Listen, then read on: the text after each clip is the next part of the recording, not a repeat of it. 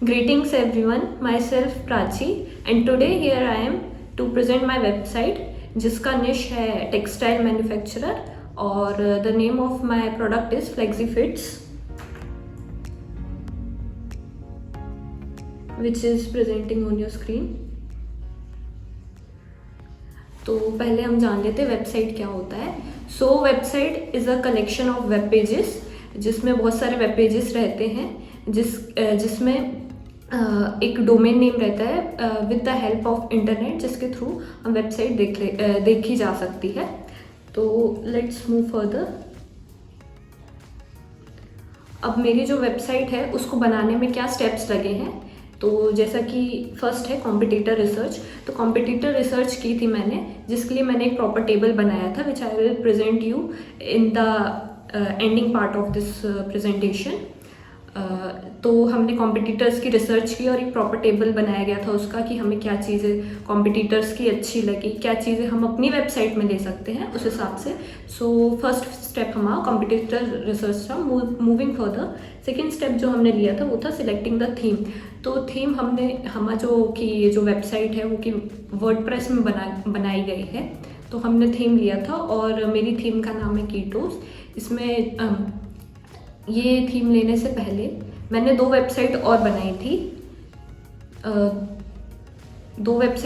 थी जिसका theme SKT था, जो कि इस वेबसाइट से बिल्कुल ही ऑपोजिट थी। तो 3 वेबसाइट बनाने के बाद मेरे को पता चलता है कि अलग अलग वेबसाइट के अलग अलग थीम्स रहते हैं और थीम सिलेक्ट करना सबसे डिफ़िकल्ट टास्क रहता है थीम सिलेक्ट करना, क्योंकि जितनी थीम्स हम लेते जाते हैं एक हमें पर्टिकुलर पता नहीं रहता है कि हमें क्या थीम में क्या स्टेप्स फॉलो करने रहते हैं, क्योंकि हर थीम अलग रहती है। सो बेसिकली सेकंड स्टेप हमारा था थीम सिलेक्शन। उसके बाद हमारा था इंस्टॉलिंग प्लगइन्स। सो अलग अलग थीम्स में अलग अलग प्लगइन्स रहते हैं, उस हिसाब से हमें प्लगइन्स इंस्टॉल करने रहते हैं। सो जनरली प्लगइन्स इंस्टॉल करने के बाद टाइम टू टाइम हमें उसको अपडेट भी करना रहता है, जिसके कारण अगर हमारा प्लगइन बीच में कभी काम करना रुक जाता है उस कारण से क्या होता है कि हमारा जो वेबसाइट रहती है वेबसाइट काम करना बंद कर देती है, एरर शो करने लगती है। तो ये वेबसाइट में हमें प्लगइन्स का सबसे ज़्यादा ध्यान रखना पड़ता है। उसके बाद रहता है क्रिएटिंग अ लोगो।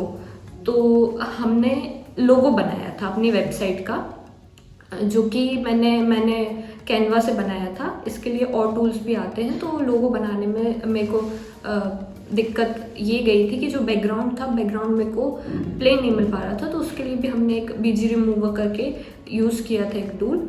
तो उसके बाद फिर हमने कैनवा पे यूज़ करके लोगो बनाया था प्रॉपर अपनी वेबसाइट का।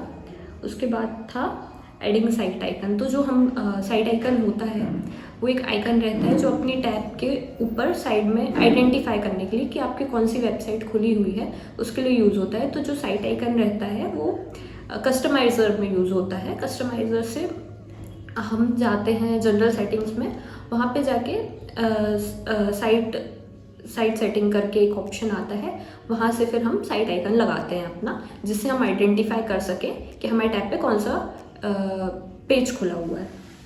उसके बाद रहता है एडिटिंग अकॉर्डिंग टू योर निश, that is image and content. So image basically आप बहुत सारे टूल्स रहते हैं जिसके थ्रू आप इमेजेस भी यूज़ कर सकते हो, और कंटेंट के लिए भी अलग अलग टूल्स AI का यूज़ कर सकते हो। आप इसमें रिफ्रेश भी कर सकते हो। एंड एक टूल रहता है डुप्ली चेकर, जिससे हम जो हमारा कंटेंट रहता है वो हम चेक कर सकते हैं कि प्लेगरिस्ट है कि नहीं है। तो लाइक दैट हम और भी टूल्स यूज़ कर सकते हैं। कंटेंट लिखने के लिए copy.ai करके एक टूल आता है, उसका यूज़ कर सकते हैं। Let's move further. Web pages of my website. तो मैंने अपनी वेबसाइट में क्या क्या वेब पेजेस यूज़ किए हैं। सो फर्स्ट है होम पेज, जिसमें मैंने अपने बताया है कि मेरा प्रोडक्ट क्या है। उसके बाद अबाउट अस, जो कि मेरी कंपनी है उसके बारे में मैंने बताया है, तो उसके लिए अबाउट अस पेज लगा है। फिर उसके बाद कॉन्टैक्ट है, तो कॉन्टैक्ट डिटेल्स, अगर किसी को मुझसे कॉन्टैक्ट करना हो या फिर किसी को अपना कॉन्टैक्ट छोड़ना हो तो उसके लिए एक अलग से पेज है। Then at last product and services. तो मेरे क्या क्या प्रोडक्ट्स एंड क्या क्या सर्विसेज मैं प्रोवाइड कर रही हूँ उसके लिए एक सेपरेट पेज बना है, that is product page. Now let's look at the website. So this is my website. ये उसका फ्रंट पेज है।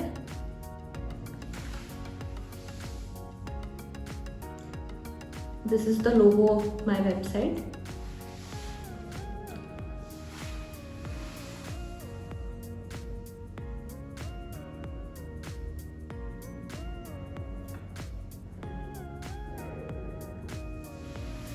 Then about us page.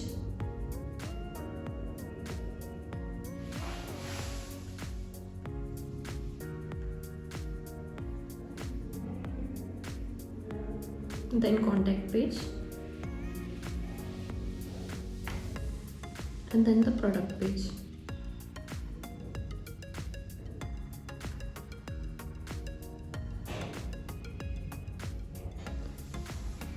And this is known as the icon of the website, and ये छोटा सा जो लोगो है इसको site icon बोलते हैं, which I explained you earlier. And then this, ये जो पार्ट है इसको बैक एंड बोलते हैं. सो here's the sheet of competitors research, जिसमें पहला जो कॉलम है वो भी कॉम्पिटिटर्स के नेम है, जो कि 10 कॉम्पिटिटर्स मैंने लिए थे. उसके बाद location of the competitors and the thing which I personally liked about the competitor. कहीं मुझे किसी का एनिमेशन, किसी की वेबसाइट का एनिमेशन अच्छा लग रहा है, तो कंटेंट अच्छा लग रहा है, तो उसके लिए मैंने एक सेपरेट सी शीट बनाई है. So here it is. Then moving further, now let's discuss about the problem I faced during my website. सो मैंने जो कि 3 वेबसाइट बनाई हैं, तो तीनों वेबसाइट में मैंने अलग अलग प्रॉब्लम्स फेस की थी. और मेन प्रॉब्लम दो वेबसाइट में जो मेरा मेन प्रॉब्लम रहा था वो जो कि प्लगइन्स के लिए था. बाकी वेबसाइट बनाने में थीम चूज़ करना सबसे डिफ़िकल्ट टास्क रहता है, क्योंकि अगर हम थीम चूज़ कर रहे हैं जो कि हमें पसंद आ रही है, ज़रूरी नहीं कि उसका डेमो डेटा हो, और अगर डेमो डेटा रहता है तो ज़रूरी नहीं कि वो थीम हमें पसंद आए, क्योंकि बहुत सी थीम जो रहती है वो पेड रहती हैं.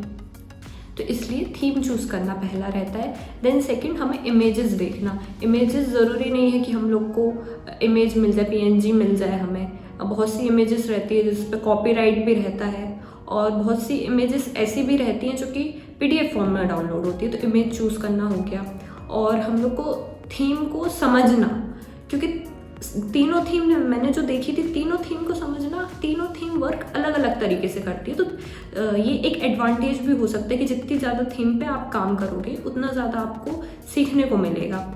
और मैंने यहाँ पे देखा है कि मैंने अपनी टीम के साथ भी वर्क किया है. सबकी थीम अलग अलग थी, बट उन्होंने मुझसे डाउट पूछे और मैंने उनसे डाउट पूछे हैं, तो मुझे समझ में आया है कि थीम्स में, बाकियों की थीम पे जब मैं देख रही थी तो मुझे नई नई चीज़ें सीखने को मिलती हैं. So that's the main problem, कि आपको थीम सिलेक्ट करने में और थीम पे काम करने में सबसे ज़्यादा प्रॉब्लम उसी में आती है. बाकी let's move further to my presentation. So now let's move to the conclusion. So the creating the website is a journey for me, and I hope I'll get more journey in future.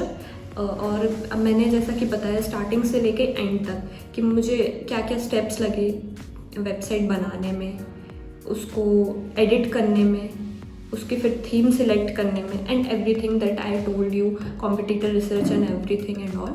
और क्या क्या problems face हुई, और जैसा कि मैंने बताया कि मैंने 1 नहीं 2 नहीं 3 वेबसाइट बनाई हैं.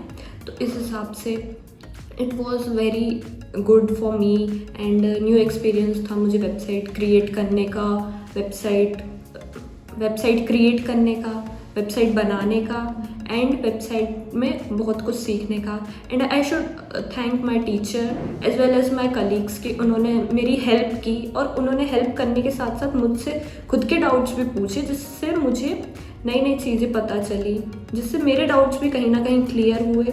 और that was a good journey for me, and I hope कि I get more journey in my future, और मुझे फ्यूचर में भी नया नया सीखने को मिले, ऐसे ही मुझे वेबसाइट पे काम करने मिले. So by these words I want to conclude that creating a website is not an easy task, but not as difficult as it seemed to me if we focus and work it on regular basis. और website बनाना ही सिर्फ main काम नहीं होता है, उसको regularly check करना, plugins देखना, and everything is also a part of it. So thank you to be the part of my presentation, and I should conclude by saying thank you to everyone. Thank you.